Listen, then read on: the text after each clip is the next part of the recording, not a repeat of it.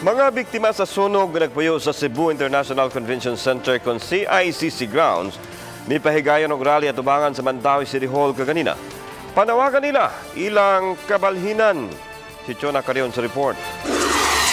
Wala kami lain, tuyo dinid sa Dakbayan sa Mandawi ang pagpadangap sa among mga mulo. Pasado alas 9 kaganihang buntag nagbaktas gikan sa CICC ang mga nagprotesta hangtod atubangan sa Mandawi City Hall. Ilang panawagan ang relokasyon sa dili pa sila papahawaon sa CICC ground. Sagad ganila wala sa master list. Ang among naibugan, ma'am, nganong nangawala mi nga karaan na kay media tubig para sa una, dagat para sa una, wala among naibugan.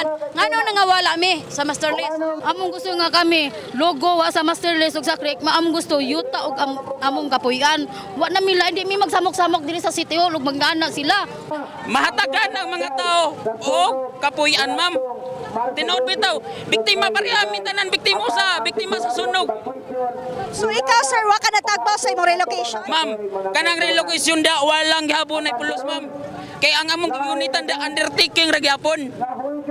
Oh, ang ingon sa undertaking sa panahon sa gamiton nas gobyerno diha, wala gihapon mi. Hapit usab muulbo ang tensyon sa rally dihang gidid-an sila sa mga pulis nga magdala og mga bata atol sa rally.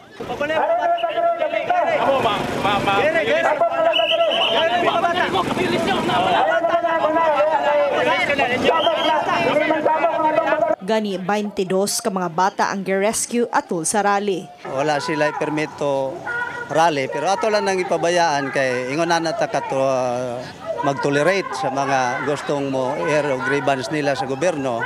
Nga ato lang unta dili apil ni mga bata. Kasabot man ta sa ilang kausa pero unta ato lang gyud nga excuse ang mga bata sa ingonan nga mga kalihukan kay nakasabot man ta nga naapod sila gipakigbisugan nga mga kausa.